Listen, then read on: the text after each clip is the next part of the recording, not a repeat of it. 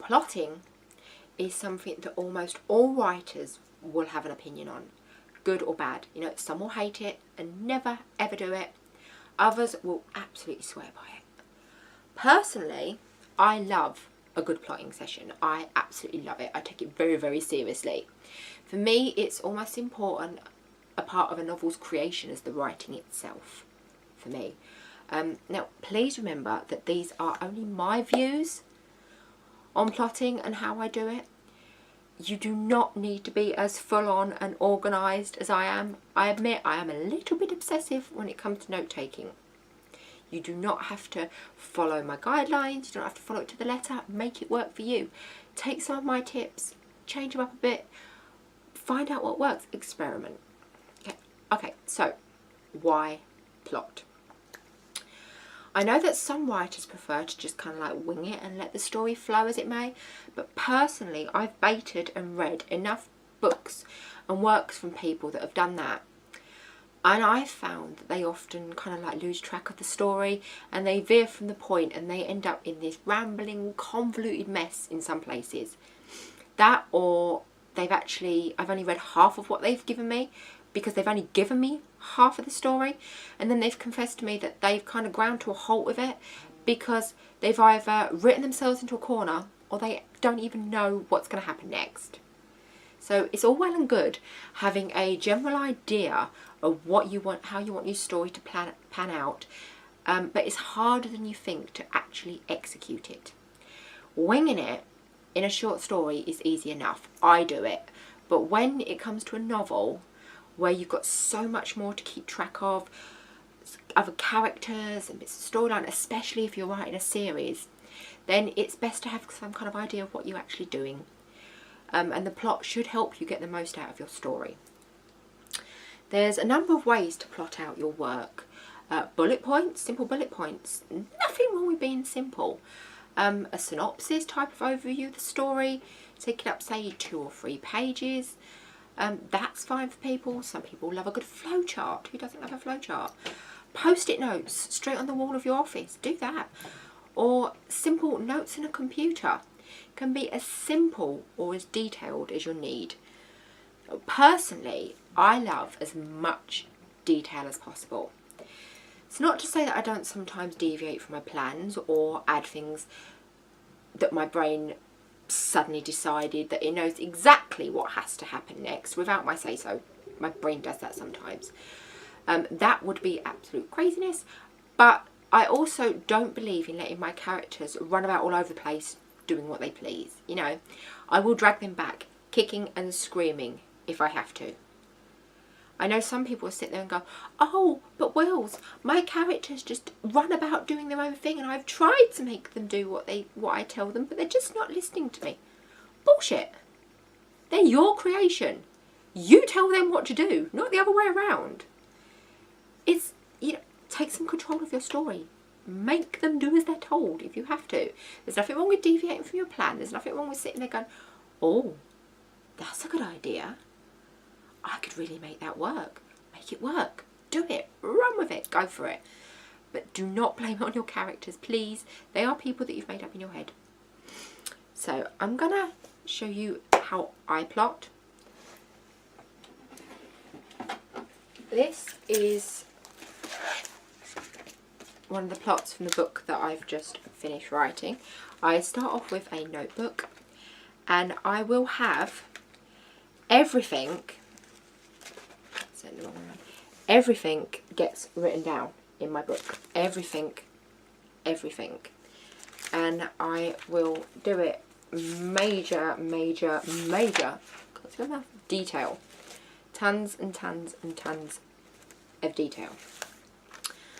I have this whole massive complicated world in my head, and all my characters and individual books all intertwine to kind of create a really big series. I have a lot to keep track of and pretty much what amounts to a sieve for a brain, so I need all the help I can get. When my muse is like in full rampage mode, she absolutely refuses to shut up and she will not let me, I can't focus on any anything else that I'm writing, any of my current projects, until I've absolutely indulged and listened to this whole new idea that's popped up in my head. So once I've written the idea out, it finally leaves me in peace and I can kind of like get on with it a little bit. So I've got no more than 2 novels plotted per notebook. No more. Because I love lots and lots and lots of space for extra notes, ideas that pop up, and notes with the actual book, you know. I plot the entire book out, start to finish, the entire story. And I use a mixture of bullet points, as you can see there, full sentences, sometimes full paragraphs. And sometimes I even write an entire scene in there, because quite often I'll have like a snippet or a full scene pop up in my head, fully formed, and I have to get it down. I don't want to lose it. This is the pivotal scene for me. It has to go in my notes. I add as much information as I could possibly think of and everything that I think I might need. I do this for a number of reasons. One, because it gets the whole story out of my head in one go and down on paper, so that I can then start thinking again about the other stuff that I'm currently writing. But also it means that I don't forget anything. I don't lose any of the actual original idea details that came into my head. 2, I like lists. Who doesn't love a good list? I make lists for everything in my life. As I said, sieve brain. Even cleaning the house, I'll make lists, because lists are a really good motivator. You know, I like to tick things off as I do them, because you get that feeling of accomplishment that is just makes you feel so good. I've actually done something. I've got off my butt today and I've worked. There's nothing worse than staring at a blank screen on your laptop or a blank bit of paper and feeling that absolute daunting dread of knowing that you've got to get at least, if you're doing a novel, at least 50,000 words on there will make that novel. At least. Minimum 50,000 words is novel length. So that way you can actually physically see your progress. And as I do here, actually tick off each individual thing as you go. Tick it off, fold your pages down, and you can just, it feels so good to know that you're actually getting somewhere and you're actually writing and getting that idea down that you had in your head. 3, it's a really good motivator. Plotting is a motivator for me. If I'm not feeling like writing, and believe me, most writers will tell you that they hardly ever feel like it. They never feel like it.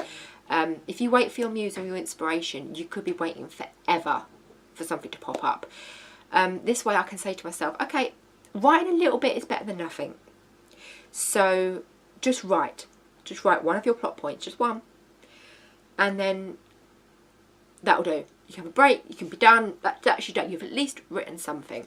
But you know what, you normally find that once you've read that one, then that will lead on to 2, and then 3, and then you'll find your flow. And before you know it, you've written your way through 6 of your plot points, and you've got 3,000 words down on the page, and you're like, how the hell did that happen? Motivation. Motivation is key. 4, you will never, ever have writer's block. Or at the very least, you will never be able to get away with using the excuse of not knowing what to write, because it's right there in front of you. There's literally like no excuses. Imagine how good it feels if you work your way through your story, seeing it forming before your eyes. It's really addictive. It really is. It's amazing. It's an amazing feeling to have a story idea and get it down there. Another reason that I really like my elaborate, can't get my words out, plots and notebooks is because I can write all of my additional ideas and notes for the story and bits and pieces in there, and I will never lose them. They'll always be right there in that book. It's also really, really great for reference pieces because I can quickly find the plot points that I've had for previous stories, other things like that, and make sure there's no inconsistencies for future books. It works for me, it motivates me, and it organises me, and that's the most important part for me, is helping me write my best work. Now, on to how to actually take an idea from your brain and make it into a workable plot. Many find it's hard to get the idea down at all. You know, really all you need to start off with is a beginning and an end. You know how it starts, you know how it's going to end, so you just got to fill in the bits in the middle. First, I'd suggest that you identify what type of story it is that you're actually going to write. I'm planning on making another video soon that explains the 7 basic plots, but they're easy enough to look up for yourself for now. So let's make an example, okay? Imagine that you want to do a classic voyage and return story. So you'd start off with your hero needing to travel to some far off place. While they're there, they need to experience a variety of things, from excitement, hope, disappointment, a time when they think that everything's completely hopeless and it's falling down around their ears, and then in the end, victory. The whole journey should teach them lessons and make them a better person by the time they return. Sometimes it's easier to actually start at the end and work your way back. So I know that sounds ridiculous, but it is. So plot out your ending, because that's usually the part of the story that we're most clear on. We always think, I know, what about if we had this story where this happens and that happens, and at the end this happens, and you always know how you want your story to end. That's never a problem for most people. Okay, so you with me so far? What you need to do is, once you've had your ending, you work out what obstacles your hero is going to have to face, and then you scatter them about within your plan, along with some happy moments and things like that, and some downtime, because everyone needs a bit of downtime, and then you write your beginning. Okay, there you've got your basic plot formation.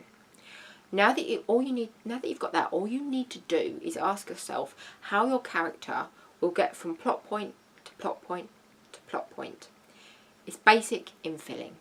Fill in your little bits and pieces in the middle, you've got your plot. It's not a flawless process, what is, but it's definitely easier than trying to figure it all out as you go. But remember, don't be afraid to deviate slightly from your plot. It's going to happen, but don't worry about it. It doesn't have to follow perfectly. You're just trying to stick to your major plot points and you'll be fine. I hope this has helped you in some way. Keep popping back for more hints and tips. Blessed be and happy writing.